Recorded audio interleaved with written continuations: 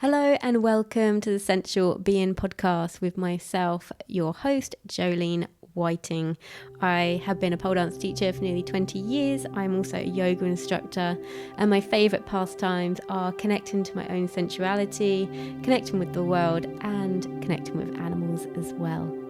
In this podcast, you'll find new and inventive ways of how you see yourself, connecting yourself with others, and also how you see and view the world around you. For today's episode, we are going to be looking at navigating the feelings around uncertainty in our lives, particularly when we've decided to create change and uncertainty for ourselves. So we are going to be having a look at all things to do with that today. Hello and welcome back to the Sensual Being Podcast, or welcome if you are brand new today. Thank you so much for joining me today on our quest through life together. It is a quest, it's an adventure, it never stops. We just keep going, and to be able to find the joy in this is the magic of life, because I know sometimes life will get to you. Life will try and eat you, and you've got to try and not let it. So today's topic is an interesting one, very much based around that. Uncertainty and knowing that change is about to happen in your life, because change is inevitable. It's the one thing we are guaranteed that we will all experience in life is change. Now, as much as we try and accept that, this can be quite detrimental to us if we are wanting to deliberately change something in our lives. So, to paint you a picture at the moment, me and my partner, we are looking to move. So he has his house on the market. Now, this is all very uncertain. So we're like, yeah, we want to do more. But the knock-on effect, particularly as the time goes on, his house is quite niche. It's not one that would just sell very quickly. Well, it could, but it hasn't yet. So it is a house looking for that right buyer. That's what this house is. It's quite niche. It's beautiful, but it's quite niche. So we are in this kind of limbo stage at the moment. And I wanted to talk to you about uncertainty and the feelings around it. And it's remembering, I say this a lot with a lot of things, but it's remembering your why. So we had a conversation about a month ago. I was sitting outside in the garden, just having a chat in the sun. He was in the sun, I was in the shade, and my dog was running around like a little loon. But he said, because I said, look, really, tell me what it is that you want. And he said, I'm not unhappy. And I said, yeah, okay, that's cool. And he said, I'm content. And I was like, okay. I said, so am I. He said, but I don't want to be content. I want more. And I was just like, yes, this is why we're together. Because being content, there is nothing wrong with being content. And at certain bits of your life, you will relish in that being content because it will fuel you. But there will be times when it no longer does. Yeah. And these are the times when you want to almost like upscale your life, do something different, change something. And to do that, you have to remember why you're doing this in the first place, because it isn't easy to do this. You're up against so much. But to be able to keep that conversation open with the people who you are doing this change with, who are close to you, because this change has a ripple effect all around you to the people who like live near you or your family. You know, they might be thinking, oh, I'm sad to see you go, and it's like, and that they're so supportive, and that, yeah, you can still go, we're not going to hold you back, kind of thing, which is lovely. But it's remembering that there will still be this uncertainty around them as well as you. To not know where you're going to be living this time next year or something is very hard to navigate. Very, very hard. And to be able to keep appreciating the now, it's very tempting to try and put your life on hold and to think, it's that same thing, oh, when I lose weight, I'll be happy. No, be happy now. Yeah? It's that type of thing where you're like, oh, well, I could do this, I could do that, but maybe I should wait a bit longer. And you've got to try not to wait too much. Otherwise, life will just slip by. We don't know how long the house will be on the market for. We don't know how long we'll have it on the market for. We might cave beforehand and go, oh, uncertainty is too much. Let's just stay a little bit smaller. Let's just stay content for a bit longer. We just want that feeling of security. But then at the end of the day, it's remembering nothing is ever secure. Like, I used to remember that I used to think that if I was employed, if I was an employee, because I'm not, if I was an employee, I'd feel secure and safe in a job. And then you'd get made redundant. And you're like, oh, and they're changing the company around and you just lose your job or they go bust. And you're like, there isn't certainty within that. And it's remembering that there is no certainty around you because you don't know how long anybody's got. So there is no certainty. Oh, just making it worse. I feel like I'm making it worse for us both. But anyway, I'm trying to say is don't put your life on hold and try not to be fixated on this outcome. Now, it's very hard for both of us to be clear on what we want. And if you've listened to my episodes on manifesting, I do often speak about you do need to be a bit clear. But on the flip side, you don't want to try and get so focused on being so clear that you hold yourself back because you get so fixated on the outcome. It's almost like, right, the houses are on the market, let them do their work. And it's almost like we now have to take a step back and let it happen. Let the agents work their magic, share the place with other people. And if the energy comes in and people want to view or buy, it's having the trust in the process is what I'm trying to say. Because things don't happen overnight. And if you've ever sold a house or bought a house, you know that this doesn't happen overnight. Even if someone put in an offer, it doesn't mean to say it's going to happen overnight. It takes time. So to be able to do this sort of thing and to be able to change, you're going to be up against it. Because other people will put their opinions onto you. And if you've got this uncertainty running through your body, you may take on what they say. You may take on their judgment. Why are you doing that? What's wrong with where you are now? What's wrong with this? And it's like, there's nothing wrong. But we are allowed to be more. I like the feeling of being able to have multiple lifetimes within one life. I used to go out to horse shows at 6 a.m. on a Sunday morning, and I used to go to the horse shows and I used to do all that. I used to do show jumping and I used to love it. But now I'm like, I love that I did that, but I don't have that drive. I don't want to do that. Then I used to go out raving. I used to run club nights and it was great. Oh my God, our club nights were the best. Red Trip rules so much. But I'm done with that. I'm kind of feeling, it was great. And there's still a little part of me that's like, oh, that's exciting. But I don't want to do it anymore. I don't want to do that. And I used to get loads and loads of dancing gigs. I used to travel and do loads and loads of dancing gigs and shows. And I used to be a stripper for a little while. And I'm like, yeah, I'm so glad I did it. But I can't be asked to do it now. My priorities have just changed. Because when I look at those pockets of my life, they feel like different lifetimes within my life. And that's what I love to have. And we're both, me and my partner, are very happy together. So we want to do this together. We want to grow together. But it's like, whoa, this is exciting. What's the next step? But it's really hard because other people will, I promise you, I've been up against this. They will get triggered by it. Not everybody, but some people will. And they'll say hurtful things to you, or they'll say, why can't you appreciate what you've got, and things like that. And it's not about that. It's this ability to be able to give more with the offerings that I have. And to do that, some things are going to have to change. They are just going to have to change to be able to do that. And when you do this, it's being able to let things go.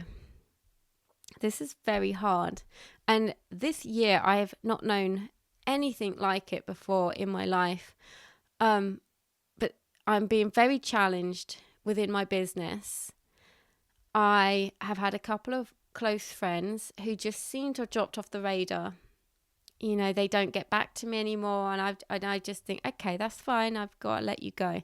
Because I don't want to be trying to keep a friendship going if the other person doesn't seem to want that friendship. Because I'm not about to do that. It's a bit like if I was with a partner who said, I don't want to be with you anymore. I'd be like, okay, well, let's do something about that then, because I'm not going to be with somebody who does not want to be with me. Don't waste my time. You know, and that's I'm not saying that's easy, but that's my outlook. I will not pester anybody to be my friend or to be close to me if they don't want to be. I don't want that. I mean too much to myself to put myself in that situation. And to be able to let this stuff go is incredibly hard. It's incredibly hard. It's not easy. And there's a certain element of grieving with it as well. And it's remembering that we don't just go through grief when somebody dies.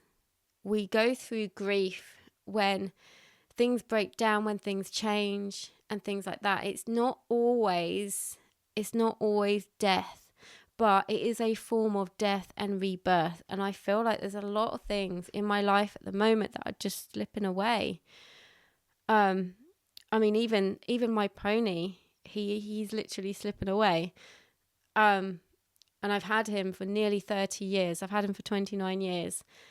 And he's old, bless him. And he's lost so much weight this past winter, and he's just not putting it on. He used to be a little cute dumpy Welsh pony, and now he is far from dumpy. His bones all stick out. You know, and he's slipping away as well. And I'm like, what is going on this year? So many things are slipping away. But I think it's all making space for this new stuff that's coming in. And I have to try and find a way to be accepting of that, accepting of life, accepting of change, and nothing can ever stay the same. And one of the things I like to do, now this is very small to do, but it does help, is I like to challenge my comfort zones. So I can do this on small things, because if you do it on small things, it then makes it easier to do when, I'm not saying easier to do when bad things happen, when things shake you to your core. If you've been doing things like sitting in a different place to eat your food, moving your furniture around, even just a little bit, not loads, little bit, reorganizing things different. At the moment, my bookcase is organized by color, and then other times it might be organized by subjects. So, you know, just little things like that keep you on your toes. You know, sleeping on the different side of the bed, just anything that's little. Doesn't have to be big, but if you challenge your comfort zones, and you'll feel like, oh, I want to sit over there, I don't want to sit here. You will feel that.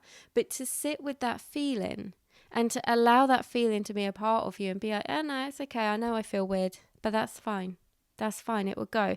And it will go. But if you can start doing that at those times, then it will make it much easier.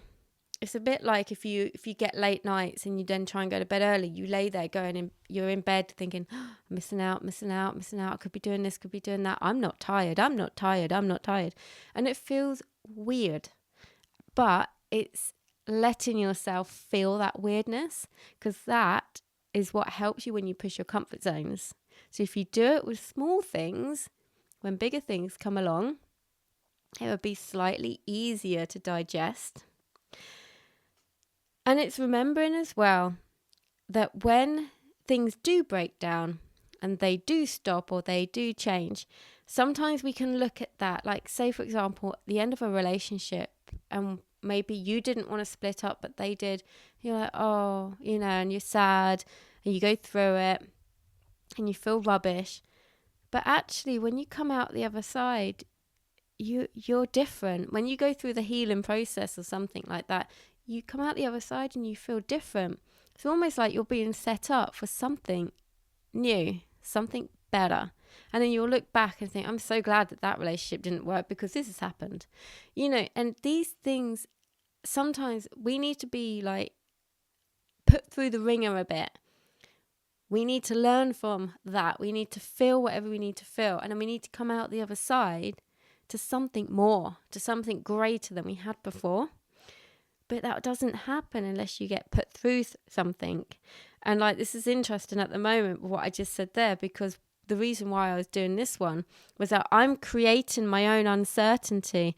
I'm the one who said as well, like, yeah, I do want more in my life. I went to the Tony Robbins Unleash the Power Within last year. My God, I'm a different person. I'm completely different. I believe in so much more in life now. I believe there's so much more out there for me if I go and get it. That's all it's going to take, is for me to go and get it. No one else, it's me. And it's remembering that the strength that we have inside of us. And one of the other things as well, this can be all very hard. You're like, yeah, but you're talking about all this, but what can I actually do as well? Movement is one of the biggest things. So I like my morning meditation, but to be honest, as the day goes on, I need to keep moving. So I need to walk, dance, exercise, run, cycle, anything that's moving will switch me from getting me out of my head and keep me in my body. And it's a bit like, when you're in the shower and people say, oh, I always have the best ideas in the shower. I do too. It's because you've got no distractions and you're moving your body. You are, you're focused literally on your body and washing. And that art literally downloads so much information into your brain. You're like, oh, I've got to do this. I've got to do that. Oh, I could do this. I'm going to make that. All like whoosh comes into your brain. It's like it comes through the shower. Whoosh into your body, onto your body.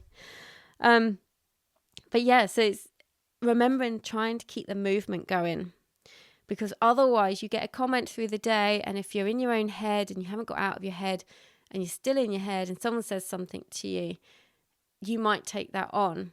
But it's remembering that people say, don't let anyone else hold you back. And to be honest, I think that's the least of your worries, because do you know what? The person who's going to hold you back the most in life is you. That's the person that will hold you back the most in life. It's yourself. And that's the main thing. When you really look at your life and think about things that you haven't done or that you'd like to do, ask yourself, who is actually holding you back? Because I bet it's not external. I bet it's internal. I bet it's you. And we like to almost put the blame onto other people because that's easier. That's much easier, isn't it, than going in and saying, oh, yeah, it's my own fault. Oh, it's much easier to put the blame onto someone else. Or my dad would never approve of this. Or my auntie would have something to say about that. Or my friends wouldn't like that. I'm sure you've said those sort of things. I have too. I've put the blame onto other people. And it's like, hang on a minute. No, that's not right. It's yourself. It's yourself. And that's where, when you start to realize this, you realize how much power you actually do have. And we do not have to play small in life. We do not have to play small. And when you're looking at things, oh, I want to go bigger, I want this, I want more. Sometimes success can look very different to different people. So for example, I've grown up, gone through life thinking for many, many years that to be successful is to be famous, to earn lots of money, and that's what success is. No, it's not. That's not successful. That comes with its own set of problems, and they're problems that I don't want to have. Successful to me is being able to spend the time with my family and my friends, my pets. It's being able to spend quality time. Yes, I need money to be able to live, but the ultimate goal is to have quality of time, because the most valuable thing in life that you will ever have is your time. You can always make more money if you really want more money. You will never get time back. Have you ever heard about the people who, they're CEOs of companies and they're big top managers or whatever, they're earning all this money, or like the banking people, and they earn all this money, but they don't get to spend it with the ones they love. They might just buy them off, but they're not spending their time with those that they love. There's forms of addiction. There's many, many forms of addiction in life. And being addicted to earning more money can be a big addiction for people. But for me, I want to enjoy life. I want to enjoy the passing of time. I don't want to be bogged down with 9 to 5. For me, it's not that. It doesn't work for me. Have tried it. And it doesn't work for me. I like to be a lot more fluid in my life. Whilst it can feel chaotic at times with my work, because it is all sorts of hours, but I actually find a comfort in that, because I can find comfort in the rest of the time that I get to spend with my family, with my partner, with my dog. I just love it. And something else I want to leave you with, on the subject of blaming other people, sometimes we can blame our environment. And I want you to remember that you are not a byproduct of your environment. This comes back to manifesting. Your environment is a byproduct of you. So think about how you want your environment to be, the world around you, the people that you hang out with, the business that you do, the job that you work at, the craft that you do. This is all your choosing. You do get a choice. And that's one of the main things of doing this podcast, is basically just to remind you every single week that you have a choice. Because you do, I do, we have a choice. So I felt you've taken a hell of a lot from that, because there's so much there. And if you are in the midst of going through something causing you grief, know that I'm here with you. And it's just a case of learning to carry that grief in your life and not let it carry you through your life. And it might carry you for a bit, which is okay to start with, but give it time and you will learn how to carry it. If you are somebody who is deciding to create a load of change for yourself, like I have been doing, and you're feeling very uncertain with it, please just remember your why. Remember the why. And if you are someone who is picking being content over having more, but that makes you happy, that's your why. That's important. If it makes you happy, that's incredibly important. And you should not compare your life to anybody else ever. We're all on this journey together, but we're all at very, very different points. And we should be able to embrace that and celebrate each other for it. So thank you so much for joining me today. Remember, as always, to lead through your life with your heart and to live with intention. Thank you so much for tuning in today. If you enjoyed this episode, please do share it with your friends and on social media. If you have the time to rate or review this podcast, I'd be ever so grateful. If you'd like to follow me on Instagram, you can find me at Jolene Sensual Being. The links to my YouTube and to sign up to my mailing list will be in the show notes as well. I look forward to speaking with you again very soon.